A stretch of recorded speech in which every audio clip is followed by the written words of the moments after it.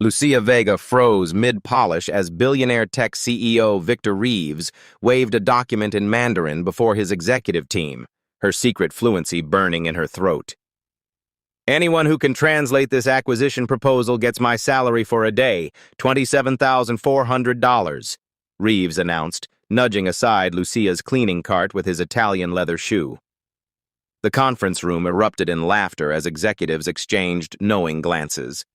Lucia kept her eyes down, focusing on the circular motion of her cloth against the mahogany table. "Maybe we should just use Google Translate," joked Derek Willis, VP of Operations, his Harvard-class ring clinking against his water glass.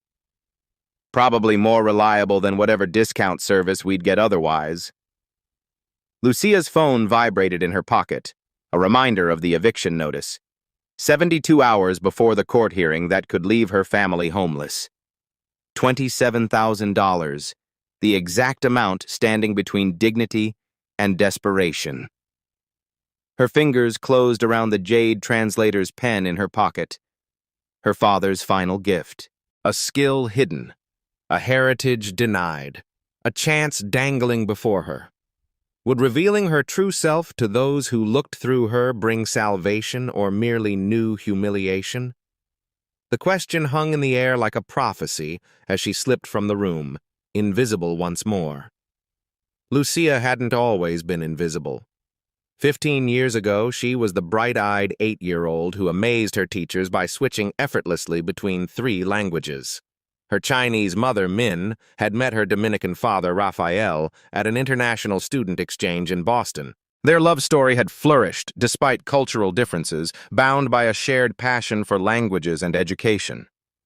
"Words build bridges between worlds," Raphael would tell Lucia, his voice gentle as he taught her to write characters that danced across the page.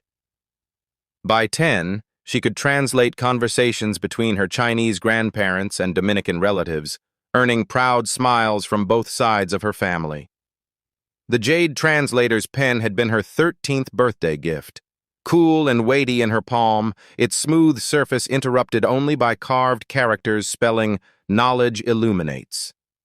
When she held it close, she could smell the faint sandalwood scent of her father's study, where they'd spent countless hours poring over texts in multiple languages. "This pen belonged to a great scholar," her father had explained. "Now it belongs to another." 3 months later, Raphael Vega was laid off from Reeves Enterprises during a strategic restructuring. After 15 years developing the company's Asian market partnerships, he was discarded with a severance package that barely covered 2 months' rent. The health insurance disappeared overnight. When the persistent cough turned out to be stage 4 lung cancer, the medical bills accumulated faster than the rejection letters from his job applications. Lucia remembered the night her father had returned from an interview at a competitor, his face ashen.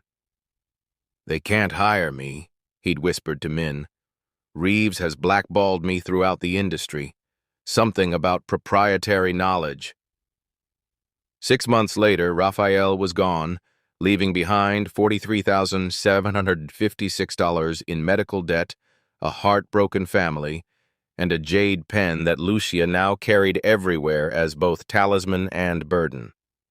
Min took on 3 housekeeping jobs, her engineering degree from Beijing University, useless without American credentials or connections.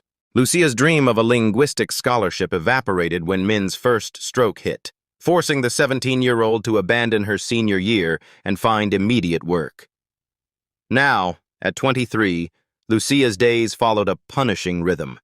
Cleaning offices at Reeves Enterprises from 4 p.m. to midnight, caring for her partially paralyzed mother until dawn, grabbing 3 hours of sleep, then translating academic papers online from 8 a.m. to 2 p.m.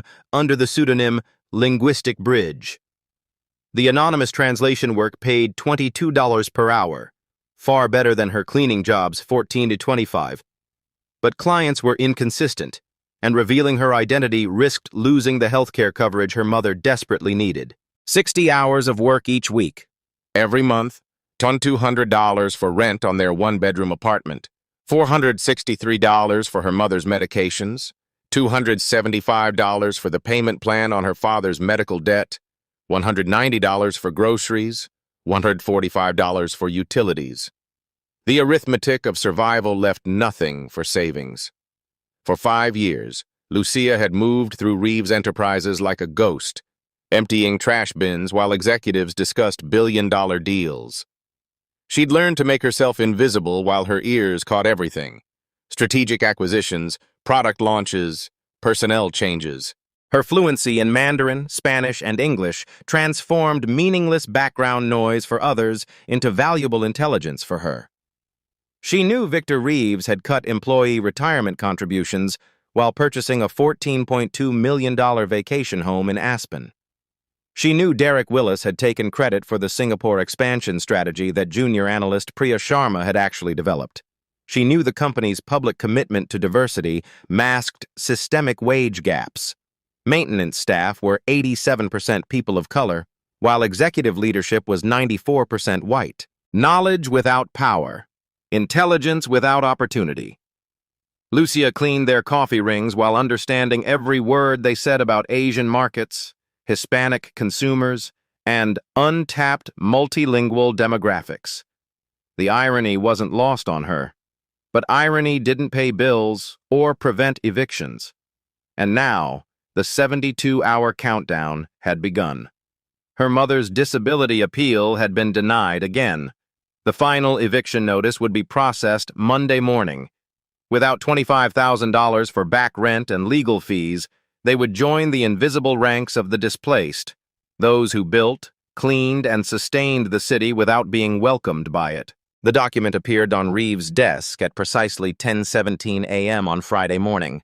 Lucia noticed because she was polishing the glass trophy case nearby, close enough to see the Shanghai postmark and the logo of Huangtech Innovations, one of China's largest semiconductor manufacturers. She also noticed how Reeves's perpetually composed face flickered with momentary panic. By noon, the executive floor was in chaos. Urgent meeting notifications pinged across monitors. The translation team was scrambled. Then the bad news delivered. Lin, the head translator, was in Beijing visiting family, and his 2 associates were at an industry conference in Tokyo. Lucia emptied wastebaskets methodically, moving through the commotion like a shadow, when Reeves burst from his office, waving the document. "Everyone in the conference room, now!" She should have left. Her shift technically ended at noon on Fridays, but curiosity, or perhaps fate, kept her lingering, wiping down already clean surfaces as the executives assembled. Reeves slammed the document onto the table. "Huangtech is offering us exclusive manufacturing rights for our new processor. This could double our market share in Asia." "That's fantastic news," ventured Willis, the confusion evident in his voice. "It would be," Reeves snapped, "if we could read the damn thing. They've sent it in Mandarin, and our translation team is unavailable. They want a response in 72 hours, or they're taking the deal to Samsung." Lucia's heart quickened. She recognized several characters visible on the cover page, technical terms her father had taught her, specifications for semiconductor manufacturing tolerances. "Can't we use a service?" asked Priya Sharma. "For something this confidential and technical?" Reeves scoffed. "Do you want our competitive advantage leaked to every tech firm in Silicon Valley?" The executives shifted uncomfortably. Lucia's cloth moved in silent circles on the credenza. "I'll make it worth someone's while," Reeves continued, his voice taking on a performative edge as he noticed her presence. "Translate this 30-page proposal accurately in 48 hours, and I'll give you my daily salary. That's $27,400. The room fell silent. Then Willis laughed, others joining nervously. "Maybe even the cleaning lady can try," Reeves added, gesturing toward Lucia. "Though I doubt they teach Mandarin in housekeeping school." More laughter, sharper this time. Lucia kept her eyes down, but her fingers tightened around her cleaning cloth. "We'll divide it among the team," Willis suggested. "Use translation software for the first pass, then clean it up." "Fine," Reeves conceded. "But remember, 72 hours until Huang walks. And these documents don't leave this building. Security protocols in full effect." As the executives dispersed, grabbing copies of the document, Lucia noticed 2 things. First, they were badly mistranslating even the title page, murmuring about partnership opportunities when the characters clearly indicated exclusive manufacturing contract. Second, the 72-hour deadline aligned precisely with her eviction timeline. Reeves's daily salary would cover her mother's immediate medical needs and the overdue rent. But revealing her skills could cost her job if she failed, or worse, if she succeeded and threatened the executives' egos. And what if the document contained the same predatory policies that had destroyed her father's career? Would the same company that had ruined her family now profit from her hidden talent? And if she refused this chance, would she ever forgive herself? Lucia made her decision at 1:43 a.m., standing in the dim light of her apartment kitchenette. Her mother slept fitfully in the converted living room, medical monitors casting blue shadows across her face. The eviction notice lay beside Lucia's translation notes, the number 72 circled in red, counting down the hours until Monday's court hearing. She wouldn't reveal herself directly. Not yet. Too risky. But she could test the waters, see how valuable her skills might prove. Saturday night found her back at Reeves Enterprises, her cleaning uniform a perfect disguise for after-hours access. The executive floor stood empty, the security guard nodding familiarly as she wheeled her cart past his station.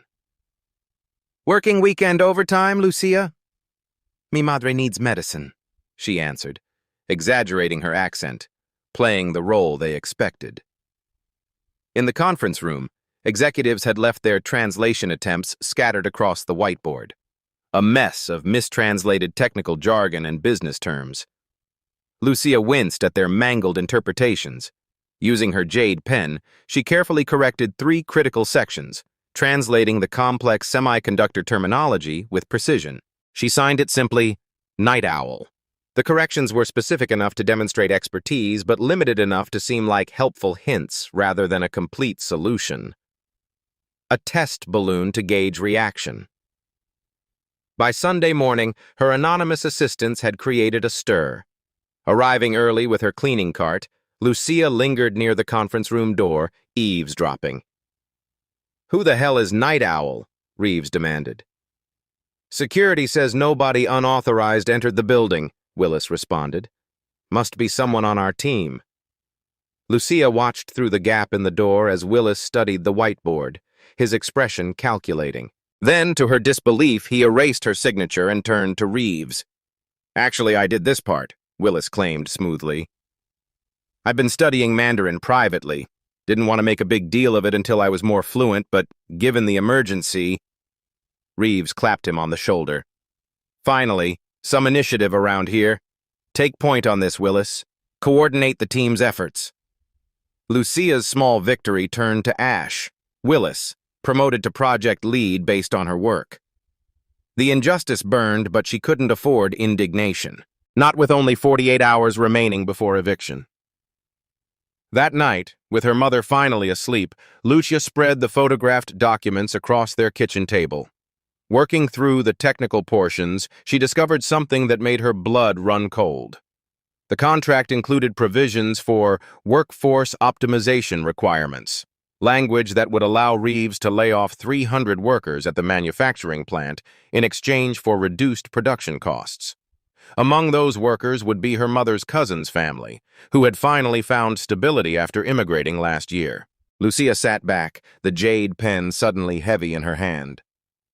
Complete the translation anonymously and enable more families to suffer? Or reveal herself and risk everything? Her phone buzzed with a text from her supervisor. "New security cameras installed in executive wing. All cleaning staff must complete tasks before 7 p.m. until further notice." The window was closing. With her after-hours access restricted, Lucia resorted to desperate measures. During her Monday shift, she hid in bathroom stalls during breaks, translating frantically on scraps of paper. She worked through lunch in the supply closet, racing against both Reeves's deadline and her own, now just 58 hours until the eviction hearing. By Monday evening, she had completed translations for roughly 40% of the document. She carefully placed more anonymous Night Owl notes in the conference room, watching as Willis continued claiming credit, growing more confident with each successful interpretation. The countdown ticked. 56 hours until eviction, 47 hours until Huang Tech's deadline. Lucia's eyes burned from lack of sleep, her hands cramped from writing. Her mother's condition deteriorated, the stress of potential homelessness causing her blood pressure to spike dangerously. "Necesitamos un milagro," her mother whispered that night, clutching Lucia's hand. "We need a miracle." What her mother didn't know was that Lucia had the miracle within her grasp. If only she dared reach for it. "We have a security breach." The words cut through Tuesday morning's executive meeting like a blade. Lucia, arranging coffee service, kept her expression neutral as the security chief played video footage showing a shadowy figure in the conference room after hours. "The cameras caught someone, but the angle doesn't show a face," he explained. "Could be industrial espionage." "Investigate everyone," Reeves ordered, "especially maintenance staff with after-hours access." Lucia felt Willis's gaze fixed on her. Had he connected her to the mysterious translations? By afternoon, security guards were interviewing all cleaning personnel. When Lucia's turn came, she played her role perfectly, the simple cleaner who barely spoke English, confused by complicated questions. "No understand problem," she repeated, hating herself for the stereotype but recognizing its protective power. "I clean only. No touch papers." The security chief seemed satisfied, but Willis lingered after the interview, his Harvard ring tapping against the desk. "Interesting," he said once they were alone. "You seem to understand English perfectly when I'm giving cleaning instructions." Lucia shrugged, eyes downcast. "Instructions simple, questions complicated." Willis leaned closer. "I think you understand more than you let on. Much more." That evening, Lucia found her locker had been searched. Her stomach dropped when she realized what was missing. The jade translator's pen, her father's gift, her talisman. "Looking for this?" Willis twirled the pen between his fingers when he cornered her in the empty break room. "Quite an unusual item for a cleaning lady. These characters here, they mean knowledge, don't they?" Lucia reached for it, but Willis pulled it back. "Security is very concerned about unauthorized items that could be used for corporate espionage. I've taken the liberty of filing a report." By Wednesday morning, HR had issued Lucia a formal warning for possession of unauthorized materials and suspicious behavior. Without her jade pen, her connection to her father, her confidence, Lucia felt unmoored, her certainty faltering. The eviction countdown showed 34 hours remaining. Her mother had been taken to the emergency room with chest pains, depleting their meager savings for the ambulance copay. The apartment manager had posted the final eviction notice, 48 hours until they would change the locks. Desperate, Lucia used her lunch break to access Willis's computer while he attended a meeting. What she discovered horrified her. Willis had deliberately mistranslated key sections of the Huang proposal, sections that would not only harm workers, but potentially violate international trade laws. Reeves was about to sign an agreement that could trigger investigations and massive fines. When she returned to cleaning duties, Willis was waiting. "I know it's you," he said without preamble. "The mysterious translator. I checked the personnel files. Your mother is Min Vega, formerly Min Liu from Shanghai. Your father worked here until we, how shall I put it, right-sized him." Lucia's mask slipped. "My father was an invaluable asset to this company." Willis's eyebrows rose at her perfect English. "So she speaks. I wondered how long you'd keep up the act." "Give me back my pen."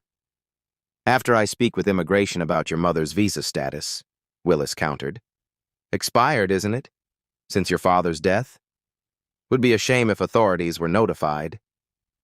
The threat hung between them. Speak up and face deportation threats, or remain silent while hundreds